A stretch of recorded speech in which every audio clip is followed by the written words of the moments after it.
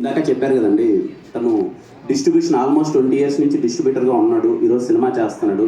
నేను దీంతో ట్రావెల్ అయిన తర్వాత నాకు అర్థమైన విషయం ఏంటంటే, I want to thank every Telugu distributor అండి. ప్రతి ఒక్క తెలుగు డిస్ట్రిబ్యూటర్కి థ్యాంక్ యూ సో మచ్. అంత ఈజీ కాదు ఒక సినిమాని డిస్ట్రిబ్యూట్ చేయడం. నాకున్న జ్ఞానం కొద్దీ అదర్ లాంగ్వేజెస్లో డిస్ట్రిబ్యూటర్స్ ముందు డబ్బులు ఇచ్చి ఎంతవరకు కొనుక్కుంటారో నాకు తెలియదు.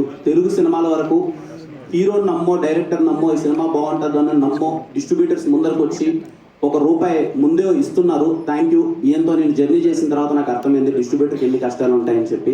అలాగే నా సినిమాకు పనిచేసిన ప్రతి ఒక్క, నా సినిమాను కొన్న ప్రతి ఒక్క డిస్ట్రిబ్యూటర్కి thank you so much.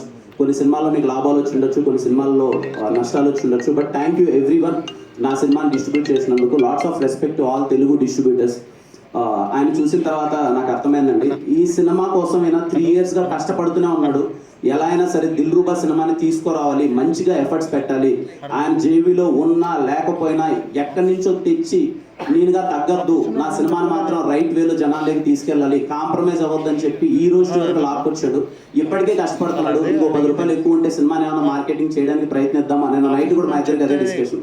Kiran, నా దగ్గర ఇంకా ఏమన్నా ఉంటే చేయాలనిపిస్తుంది, ఏం చేయొచ్చు చెప్పు దిల్రూబా కోసం అని చెప్పి. లాట్స్ ఆఫ్ రెస్పెక్ట్ అన్న, సినిమా కోసం అంత లవ్ అండ్ ఎఫెక్షన్ చూపిస్తున్నందుకు. మా టెక్నీషియన్స్ అందరికీ, దిల్రూబాలో చేసిన ప్రతి ఒక్క టెక్నీషియన్ అందరికీ thank you so much. Sam గారు, ఆయన ఈసారి ఎలా అయినా సరే పట్టుకొస్తాను ప్రీ రిలీజ్ ఈవెంట్కి. చాలా మంది అడుగుతున్నారు ఎందుకు ఆయన రావట్లేదని. Thank you Sam sir for wonderful music.